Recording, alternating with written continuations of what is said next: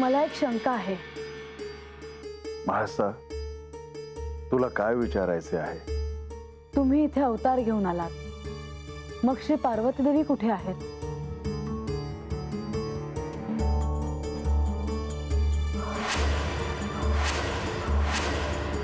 देवी, याचे उत्तर मी देतो. माधवा, तुम्हीच याचे योग्य उत्तर देऊ शकता. देवी, श्री पार्वती देवी प्रतीक्षा करत आहेत. हे अवतार कार्य संपवून श्री खंडेराय त्यांच्या मूळ रूपात कैलासात परत कधी येतील याची. याचा अर्थ माझा यांच्याशी असलेला ऋणानुबंध हा या जन्मापुरताच आहे? असे नाही, आपणही त्यांच्यासोबत कैलासात जाऊ शकता. म्हणजे मी पार्वती देवींसोबत राहू, तिथेही पूर्णपणे हे माझ्या वाट्याला येणार नाही?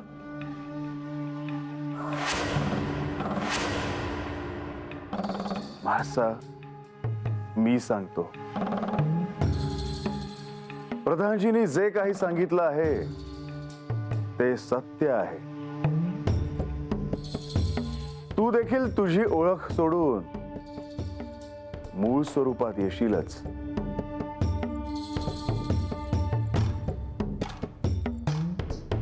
या उत्तराने माझे समाधान झाले नाही.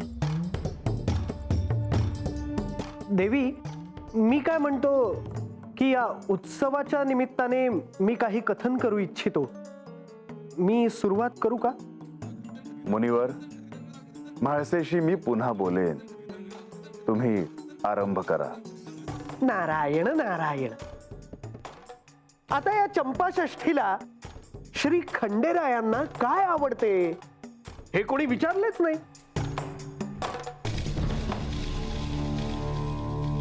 देवी, आपण सांगू शकाल? होय, यांना भोजनासाठी पुरणपोळी प्रिय आहे. नारायण नारायण. आणखी कोणाला काही सांगायचं? वय महाराज. बोल बानू. महाराज, देवासनी रोडगा आणि वांग्याचं भरीत बी आवडतंय.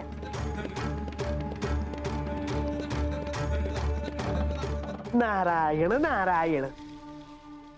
देवा, आपण सांगावे आपल्याला काय प्रिय आहे.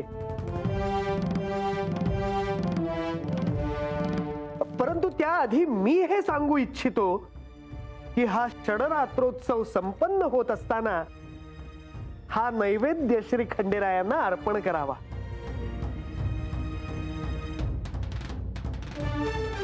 आपल्याला काय प्रिय आहे हे आपण सांगितले नाही.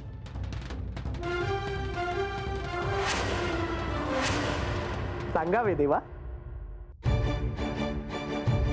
मुनिवर, हे विचारायला तुम्हाला कोणी सांगितलं? क्षमा असावी प्रभू. मला श्रद्धेने, प्रेमाने जे काही अर्पण कराल त्याचा मी आनंदाने स्वीकार करेन.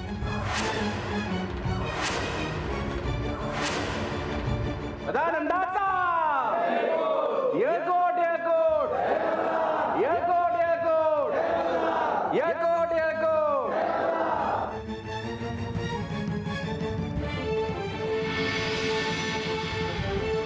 देवा, सूर्यास्त झाला. आख्यान समाप्तीची अनुमती असावी.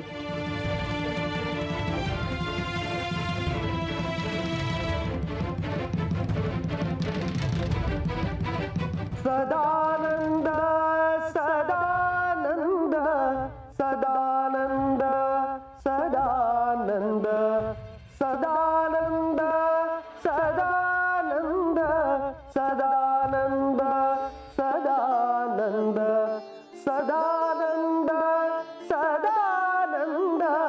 सदानंद सदानंद सदानंद सदानंद सदानंद सदानंद. मला तर त्या क्षणी काय करावं काही कळतच नव्हतं. म्हटलं की झालं, आता सारं काही कळतंय की काय म्हाळसाला? देवींना काही कळलं का? नाही म्हणजे मला आज आख्यानात वाटलं की त्यांना काही कळतं की काय. तरी क्षणभर वाटतच होतं.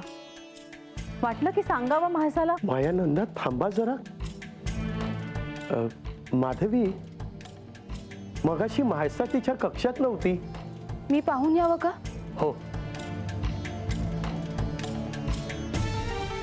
मायानंदा, आपल्याला म्हाळसाची खूप काळजी आहे हे जाणतो मी, परंतु माधवी समोर हे असं बोलणं उचित नव्हे. आज भावनेच्या भरात आपण सारं काही बोलून गेला असतात. शक्य आहे. असं होऊ देऊ नका. अहो मी कसं थांबू स्वतःला. आज आख्यानात म्हाळसा जे काही प्रश्न विचारत होती ते पाहून तिला होणारा त्रास मला देखील जाणवत होता. आणि राहून राहून असं वाटत होतं की सांगून टाकावं तिला ती कोण आहे म्हणून. तुम्ही अनर्थ घडेल असे काहीही करू नका मायानंदा. पार्वती देवी साक्षात आदिशक्तीचे रूप आहे. आपल्याला मोहाचे क्षण दिसतीलही, अहो पण त्या या सगळ्याच्या पलीकडे आहेत. आदिमायेचे रूप आहेत त्या, आणि आपण काय सहाय्य करणार त्यांना. खरंय तुमचं. आज मी स्वतःला थांबवलं,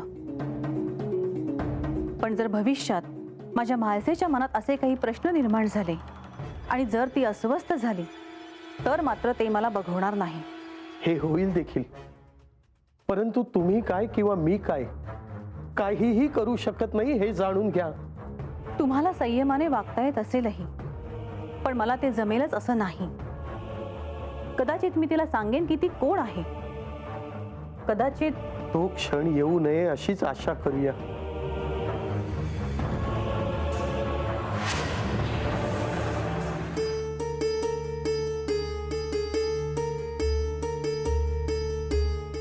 आज आख्यानात माणसाने जो प्रश्न विचारला त्याचं सगळ्यांनाच आश्चर्य वाटत होतं. हो देवी, तो प्रश्न ऐकल्यानंतर सगळ्यांच्याच मनात हा विचार होता की पुढे आता काय होणार. पण आख्यान अगदी योग्य क्षणी संपलं. हो, तुम्ही त्यांच्या प्रश्नाचं उत्तर दिलं. हे त्यांना तुमच्याकडून कळण्यापेक्षा श्री खंडेरायांकडून कळलं असतं तर त्यांचं अधिक समाधान झालं असतं. झालं असतंही, परंतु त्या क्षणी तसं करणं मला अत्यावश्यक वाटलं. परंतु माझी खात्री आहे की म्हाळसा देवींचं पूर्णपणे समाधान झालेलं नाही. त्या ह्याविषयी तुमच्याशी अधिक बोलण्यासाठी इथे नक्कीच येतील. आणि त्या आल्या तर तुम्ही काय सांगणार आहात? निश्चित सांगता येणार नाही, परंतु श्री म्हाळसा देवींचे समाधान होईल असं निरसन करावं लागेल. येऊ का? या ना म्हाळसा, यात विचारण्यासारखं काय. या. मला तुमच्याशी बोलायचं होतं बंधू. तुम्ही आख्यानात जो प्रश्न विचारला त्याविषयी तुम्हाला बोलायचं आहे, हो ना? हो. खरं तर जिथे आख्यान थांबतं तिथून मला प्रश्न सुरू होतात आणि आजही तसंच झालं आहे. आणि मला असं वाटतं की सत्य शोधण्यासाठी ते जास्त महत्त्वाचं आहे. आख्यानाचं प्रयोजनच हे आहे देवी. बंधू, मला माझ्या प्रश्नाचं उत्तर मिळालं आहे. पार्वती देवी कैलासात प्रतीक्षा करतायत हेही मला कळलं. पण यानंतरही असंच घडत राहणार का बंधू? यांनी माझ्याशी विवाह केला, मग बानूशी विवाह केला. याचा मला किती त्रास होतो आहे, याचा मला किती त्रास झाला आहे हे तुम्हाला ज्ञात आहे. देवी, आत्ता तुम्हाला त्रास होणं हे स्वाभाविक आहे, परंतु भविष्यात असं घडेलच असा विचार करणं उचित नाही. पण जर मी कैलासात गेल्यावर असंच घडणार असेल तर या सगळ्याला काय अर्थ आहे? कदाचित तुम्हाला वाटतं आहे तसं काही घडणारही नाही, पण मी यावर कसा विश्वास ठेवणार देवी? तुमची आणि श्री पार्वती देवींची याआधीही भेट झाली आहे. तेव्हा तुम्हाला असं जाणवलं का की श्री पार्वती देवींच्या मनात तुमच्याबद्दल राग आहे? नाही. खरं सांगायचं तर त्यांच्याशी बोलून माझ्या मनाला कित्येकदा समाधान मिळालं आहे. त्या तुमच्या अंतर्मनात आहेत म्हाळसा, त्या तुम्हीच आहात. परंतु ह्या मनुष्य जन्माच्या नियमात तुम्हाला त्याचं स्मरण नाही आणि म्हणून तुम्ही हा असा विचार करता आहात. ह्या क्षणी तुम्हाला हे सारं कसं सांगावं हाच प्रश्न आहे. देवी, श्री पार्वती देवी कैलासात तुमची प्रतीक्षा करत आहेत. त्यासाठी तुम्ही आता सिद्ध व्हावं असं मला वाटतं. कैलासात भविष्यात तुम्ही आनंदीच राहाल अशी खात्री आहे मला. तरीही मला साशंकता आहे बंधू. पुन्हा असंच घडणार की काय असं मला वाटत राहतं. तुम्ही हाच विचार करत राहिलात तर ह्या क्षणी जे संकेत तुम्हाला सत्यापर्यंत पोहोचवू शकतात त्याकडे तुमचं लक्षच जाणार नाही म्हाळसा. देवी, तुम्ही तुर्तास याचा विचार करू नका. कैलासात असं काही घडणार नाही याची शाश्वती मी देतो. हा शब्द माझा आहे. तुम्ही स्वतःहून आता त्या दृष्टीने सिद्ध व्हावं.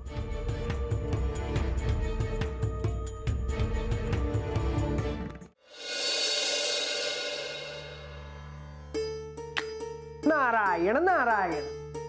महाराज या जी.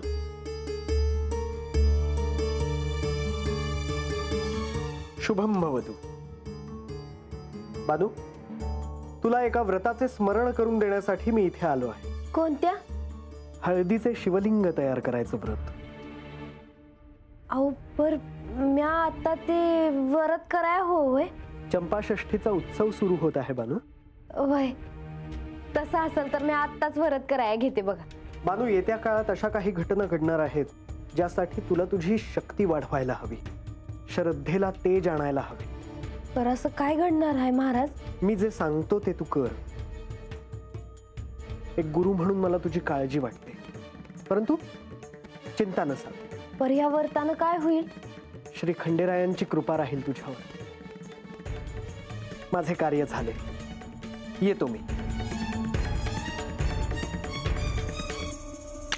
नारायण नारायण नारायण. हो चोडप्पा, हो चोडप्पा. अरे गणोबा झालंय काय? अरे बाबा वाईस दम खा जरा. अहो तू मस्त धुडकीत होतो. अरे पर तू कुठं होतास? अरे समधीकडे तुला हुडकलं बाबा. अहो मी गावामध्ये होतो. गावामध्ये? अहो गावामध्ये समधीकडे लोक जागरण गोंधळ करत आहेत ती. अहो देवाचं दर्शन घ्यायला लोक कुठनं कुठनं आलं आहे ती. त्यांना प्रसाद मिळतो आहे का नाही, त्यांची सोय झाली आहे का नाही हेच बघायला गेलो होतो. उत्सव हाय म्हणून समधीकडे जागरण गोंधळ चालू आहे बघ. वय अहो हातपतूर आवाज येतोय बघा. अरे होय की, एवढी रात झाली तरी बी लोक जागरण गोंधळ घालतात. अहो घरला तर माझ्या बायकोने बी या उत्सवासाठी घट बसवला आहे. होय का? अहो घरला गेलो की देवाचं दर्शन होतंय, हात गाडावर आल्यावर हात बी देवाचं दर्शन होतंय. अरे गणोबा, अरे जेजुरीस काय, समधीकडे लोक देवाची पूजा करतात बघ. खरं आहे बघा, देवाची कृपा आहे, देवाचा आशीर्वाद आहे म्हणून तर चाललंय बघा. होय की, अक्षी खरं बोललास बघ. समध्या भक्तांवर आपल्या देवांचा आशीर्वाद आहे आणि तो तसाच राहू दे एवढंच मागणार आपण. वय वय. अरे गणोबा, अरे असं बोलत राहून कसं काय चालेल? चल बाबा, अमुक काम पडले, होय, होय, होय. काम करू चल.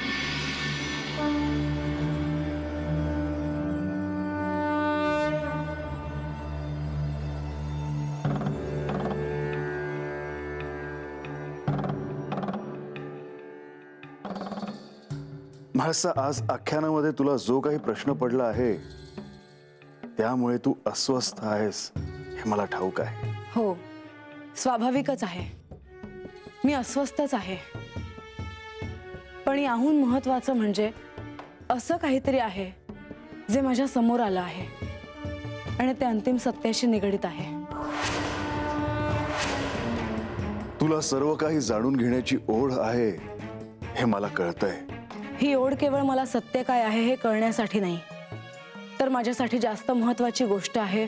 ती महत्वाची गोष्ट म्हणजे काय? स्वतःचा शोध घेणं.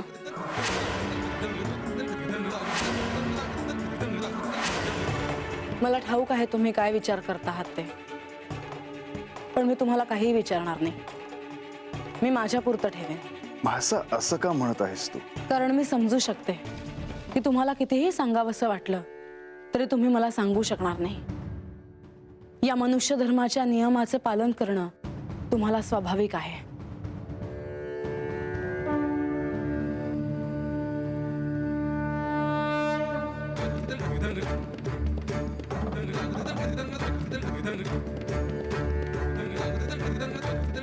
म्हाळसा, हे तू नाही तर तुझ्या अंतर्मनात असलेली पार्वती बोलते आहे.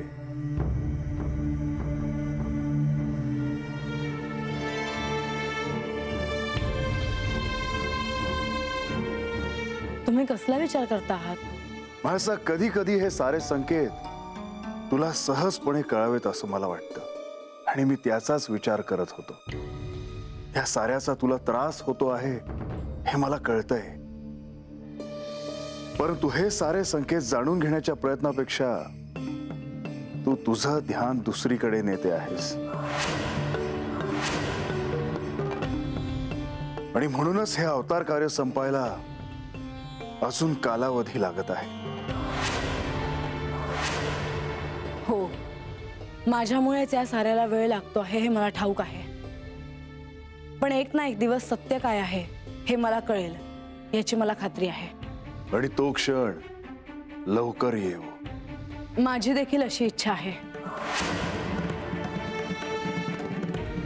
म्हाळसा, जरी तुला मला काही विचारायचं नसले तरी मला तुला एक सांगायचे आहे. काय?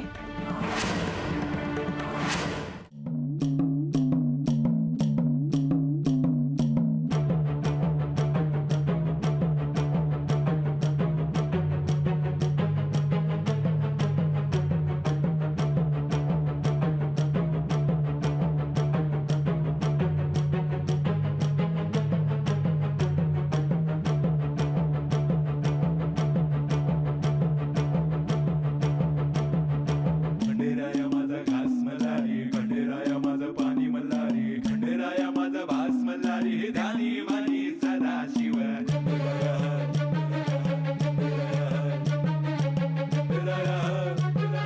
ध्यानी मानी सदा शिव, सदा शिव मल्हारा,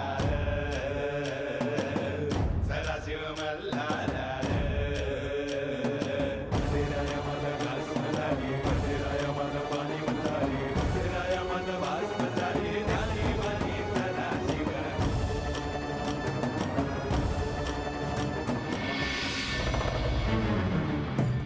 काय सांगायचंय तुम्हाला? म्हाळसा, मला आज तुला हे सांगायचे आहे की तुला ह्या क्षणी जो त्रास होतो आहे तो त्रास होणार आहे हे मला आधीपासूनच ठाऊक होतं. म्हणजे माझा आणि बानूचा विवाह होणार आहे हे मला आधीपासूनच ठाऊक होतं. मग तुम्ही हा विवाह का केला?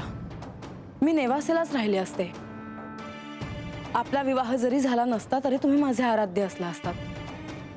असं करून काय घडलं? हे जे काही घडलं त्यामागे तुझा निर्णय होता असं म्हण हवं तर. शक्य नाही. तुमचा तिच्याशी विवाह व्हावा असा मी विचार कशाला करू? म्हाळसा, हे सारं काही पूर्वकर्माशी निगडीत आहे, आणि ते ह्या जन्मात कळावं ह्यासाठीच ह्या साक्षात्काराची आवश्यकता आहे. तुम्ही जर हे सांगितलं नसतं तर बरं झालं असतं. म्हाळसा, ह्याचा तुला त्रास व्हावा म्हणून नाही, तर ह्या क्षणी मला तुला हे सारं काही सांगावं असं वाटलं म्हणून सांगितलं.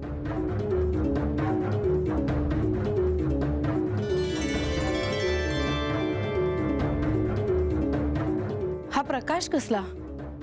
हे तेज कसलं?